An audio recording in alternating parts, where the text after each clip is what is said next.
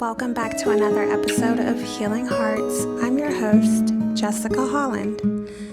Today, I'm just going to be touching based on listening to your body and the importance of it. We always hear people talk about if you listen to your body, the easier it's going to get. The intuition nudges, or also it can be with showing you who is for you, who isn't for you, things of that nature.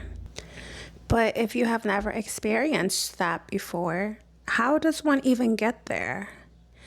This is something that I had asked myself. Maybe in 2024 was when I really started to take this serious and wanted to know a little bit more information on myself, my body, and the things that it was telling me. I've always been that type of person that sometimes gets a bad vibe from somebody and everybody likes them, and then something happens and they're like, oh my goodness, you were right. But I didn't want to just operate off of, I think that there's something wrong with this person, because sometimes I know that also in the past, despite me being right at times, my nervous system, when it wasn't regulated or when it's not regulated, it always doesn't make the right choices for me. And obviously, if there is somebody that agrees with me, I'm leading them. And if I'm not right, there is a responsibility that I uphold for that. I know, maybe I take life too seriously.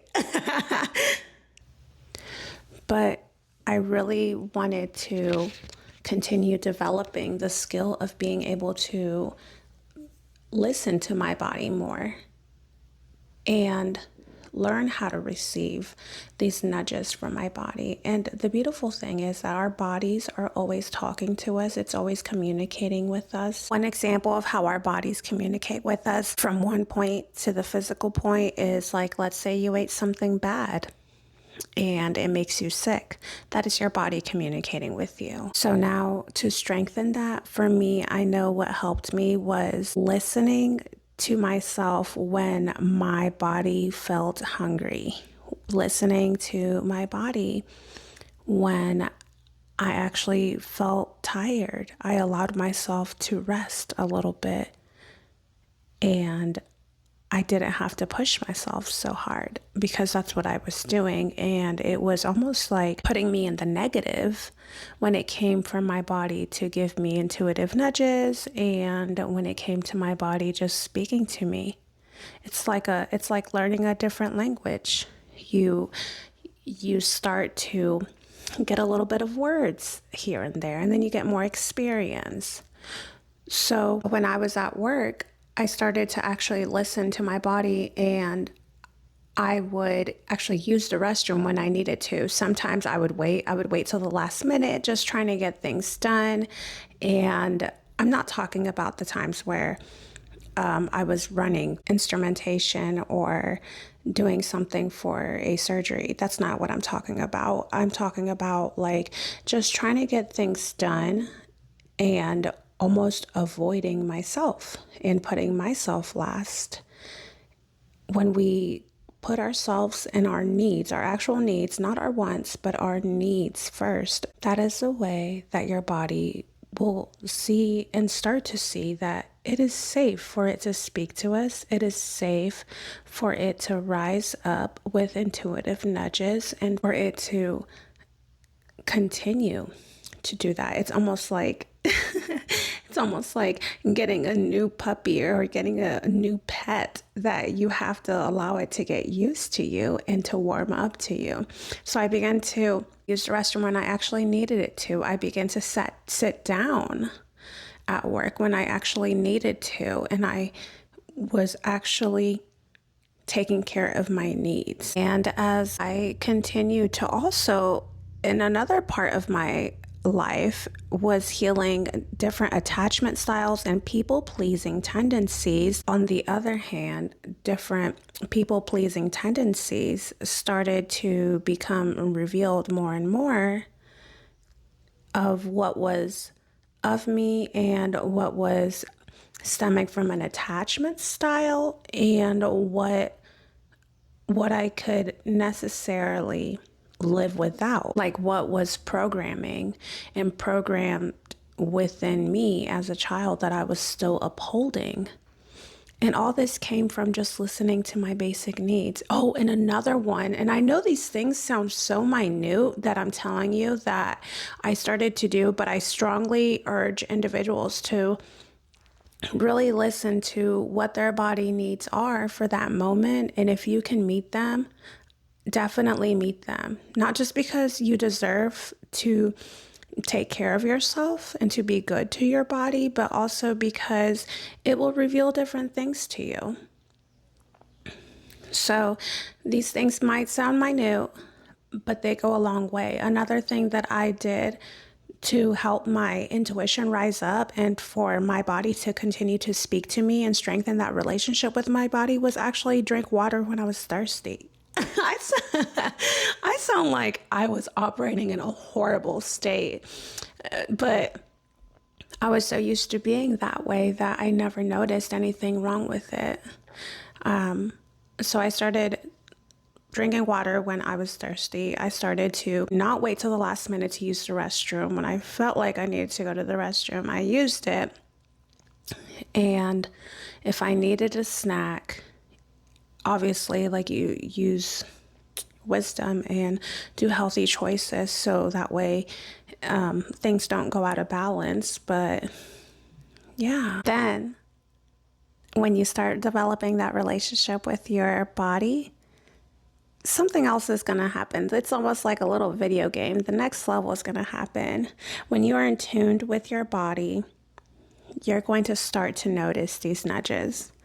And sometimes these nudges they're helpful, but sometimes annoying because things get revealed to us that we are like, ugh, why am I confronted with this? I might not want to change that about myself, but then you do some introspection. You're like, well, that's really not serving me. But yes, when you are in tune with your body, you have a choice. We all have a choice. We have a choice to listen or to run on programming. And that programming is what got you the life that you are currently living. And if you don't like that life, you can change the programming. Or if you are not satisfied with a specific area in your life, no worries. It's just programming. It's like a nudge. I really share a lot of things and experiences that I have lived through because it just makes an open door for individuals to realize, like, wow, I am just having a human experience. There is nothing wrong with you. So I'm just going to share a little something that happened the other day to me. So the other day, I got an intuitive nudge that I needed to work through something that came up in a personal relationship. And when I was getting a little bit worked up about it, I had to really assess the situation because I didn't know if that was just my emotions running off of the old ways that I used to deal with things, whether it was avoiding them, running from them, things of that nature. It was my nervous system starting to not feel safe within a situation when I started to think about the situation again. So I reached for my phone and I stopped. I stopped because I got a thought that told me getting on TikTok is a way you can escape it, or you can sit with these feelings and work through them. I turned on my phone screen like I didn't even get that thought or that nudge. Then I turned it right back off. Listen, people, I would have liked to say that I listened to that first intuitive nudge the very first time, and as soon as I got that thought, but I have to be real and I have to be vulnerable because I uphold a standard for myself, and I don't believe in painting a mirage or something that isn't real for individuals to understand that it's okay to be a human. I cannot stress that enough. So anyways, I grabbed my phone, I turned on the screen, And then I turned it right back off. I turned it right back off because, thoughts happen very quickly. I thought to myself, I was like, would this be any different from a person that uses alcohol to numb? If I was just going to use a social media platform to distract myself from a healing that was or something that wanted to be healed within me that was rising up. And things rise up at a certain point in our life because it's time to address them in a gentle manner. And so I began to cry, and like, I remember my lip was like whimpering and quivering because it was like my inner child was scared to address this, because I had been like that for such a long time that that's what felt normal and that's what felt safe to me. So I started to cry and I spoke to my inner child. I allowed myself to know that it is okay to have the emotions that I was having. I assured myself that it wasn't going to be so bad if I addressed this, because obviously our nervous system is just here to keep us safe. And if I thought that that was safe, then my nervous system was just trying to abide in what it knew. I assured myself, I was like, it's okay. It's not going to be as bad as you think it is. And the outcome might actually get you to where you want to be. So you don't have to feel like this. That I allowed myself to know that I was entering into a space, even though it was addressing something that hurt me from the past. I wanted to address it to myself that that wasn't what was happening now, just because it felt like a familiar situation. So also, as I was crying, I spoke to my inner child about the facts I have gathered. I looked at the facts and why the situation was different about what happened in the past. And I validated myself of what happened in the past. And I thanked myself for how I reacted in the past, because it got me through. And to calm down a little bit, I looked at my hands to presence myself, to allow myself to understand what I was sharing in terms of, my thoughts of these facts. That time had gone by. I looked at my hands. I was like, look, years have gone by since that situation has happened. You don't have to live there anymore. Your hands look older, and not only have years passed by since that situation has died. And this time around, I can open up my heart and realize that a different outcome can come forth from a similar situation. You see, you have a choice whether you are going to follow the same pattern that you've always gone, but that same pattern is just going to produce the same outcome. Or you can choose the new path. And this new path involves a path that you need to use a machete to go through the woods and to pave a new pathway. And I'm speaking metaphorically, of course, just because when new neural pathways are being built into our mind, it's gonna feel weird and different. It's like you'll be cutting through a forest that has never been walked through before, a path that has never been made. There's a lot of forestry and vines in your face and things of that nature. Of course, it's going to feel different. So I say this to say you get to have a new outcome when you do something new, as long as that newness is aligned to what you want to produce in your life. So this is just an encouragement to really get in tuned in what your body is telling you. So when things rise up that we may need healing in, we can choose to address them, and choose to address them in a way that is going to bring you peace and a better quality of life, and not just for you, but for everyone that you encounter, everyone around you. I just want to end this episode and say you are so loved.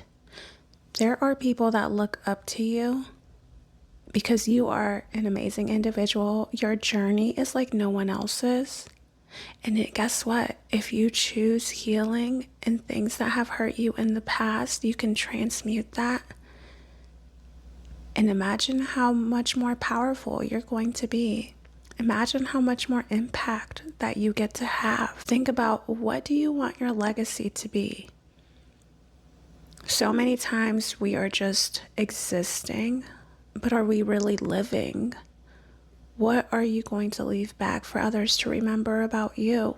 And it just begins with one choice. It begins with listening to your body and watching the ripple effect just happen over your life, over things that can change for the better. I urge you to choose yourself. If you've never chosen yourself before, you might feel a little selfish, but you'll find that balance. I'm not saying that when we start to choose ourselves, we don't make selfish choices. I'm just saying you'll find your balance. So don't be afraid. It's all getting better for you.